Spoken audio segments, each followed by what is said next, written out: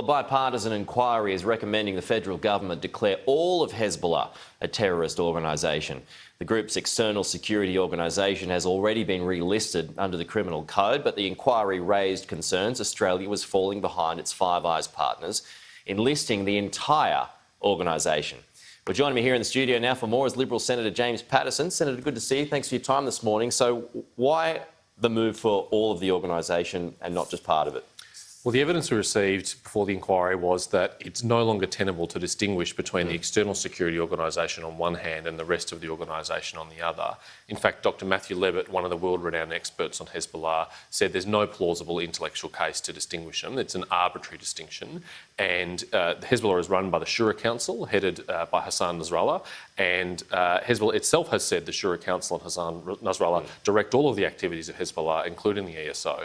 So the delicate balancing act that Australia's had in the past, I think, is becoming untenable when New Zealand, Canada, the United States, the United Kingdom, the European Union, France, Germany, the Arab League, the Gulf Council all go further than we do and list at least the military wing of Hezbollah, if not the whole organisation. So what does that actually mean for them if we are declaring the whole of it a terrorist group? Well, first and foremost, it's an important declarative statement on behalf of Australia that we don't tolerate terrorism, and it's a really strong moral stand.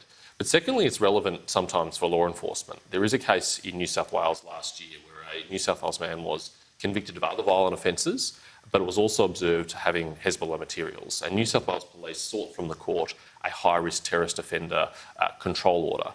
The court denied them that because the court wasn't able to determine whether this man's support was just for the political wing of Hezbollah or whether it was for support for the external security organisation. Had Hezbollah been listed at the time as a terrorist entity in its hold, it looks like they would have got that order. So there is practical considerations for Australia. And would that mean too, travel bans if someone was linked to not just the militant wing of Hezbollah, but the political wing, that they wouldn't be able to travel here or anything like that? Would there be pauses on that? It activates a couple of things. So if you're an Australian citizen trying to support Hezbollah, then you will obviously be of much greater interest to our security and law enforcement agencies if the whole organisation is listed. You can't simply say, well, my fundraising for Hezbollah in Australia was just for the political wing or its social work if it's declared as a terrorist organisation. Or I should say there are terrorist financing controls already implemented by AUSTRAC, which are much broader than the terrorist listing, but that doesn't mean we should allow this inconsistency to persist. So what's the road now to actually making this official? So we've made a recommendation to government, and it's up to government to respond as they see fit. It goes a step further than our recommendation in 2018, which said it should list the military wing, and we're hopeful that the government will positively consider our recommendation. A new poll overnight talking about Australia's trust in China. It's moved down to all-time lows now, so it's not just businesses and politicians talking about this. Is this an indication that people, the punters out there, believe that they're not trustworthy? It is. It's a stunning and dramatic reversal of the standing of the Chinese government in Australia in just a few years. And really, Peter, it is the wolf warriors reaping what they have sowed. Australians have seen what's happening in Hong Kong, seen the aggression towards Taiwan, heard about Xinjiang and Tibet and other things, and they're not putting up with it anymore, and it's completely understandable. Barnaby Joyce mentioned yesterday that he called for the Libs and the Nats to unite, of course, but he says that we can't rely on the US to guarantee regional security when it comes to this. Is he right?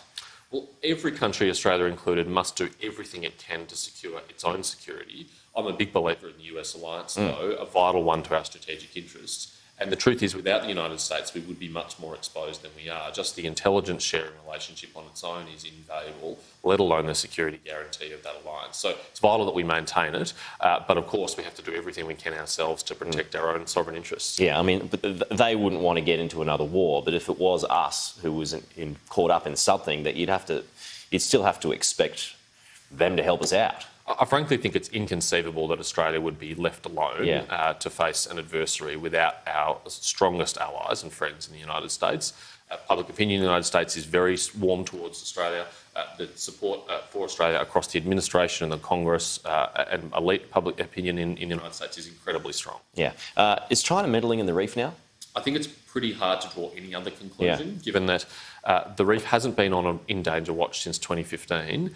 The UNESCO hasn't visited the reef since 2012. It is now chaired by China, and all of a sudden, without proper process or due notice, they're saying they might list it again. I mean, Australia doesn't take lectures on climate change from any other country, but we particularly don't take it from the world's largest emitter. When something is chaired by China, I mean, we just talked about trust falling to new lows now. Does credibility start to be lost when something like that is said, and what does that mean for UNESCO? Well, a couple of years ago, the Prime Minister gave a speech at the Lowe Institute where he talked about negative globalism, and this is exactly what he had in mind, the way in which some international organisations can be subverted from their proper purpose for other means. And this is a perfect example of how the rules-based order is being undermined by rising authoritarian powers who are trying to reshape it in their own interests and divert them from their actual proper mission. UNESCO has an important mission protecting heritage sites globally. That's what it should focus on, not get involved in geopolitics. Well, Qatar says we pull out of it. Yeah, look, I mean, I hope that's not necessary. I hope that UNESCO comes to its own good senses and doesn't go where the chair is leading it. Well, are we doing enough to protect the reef? I think the evidence is clearly that we are. In response to previous potential listings, we were very strong on this. I have to say, though, I was really disappointed with the Deputy Premier of Queensland, Stephen Miles' comments today. I wouldn't thought it's too much to ask the Deputy Premier of Queensland to take Australia's side in this dispute, not China's side. All right. Senator James Paterson, good to chat. Talk to you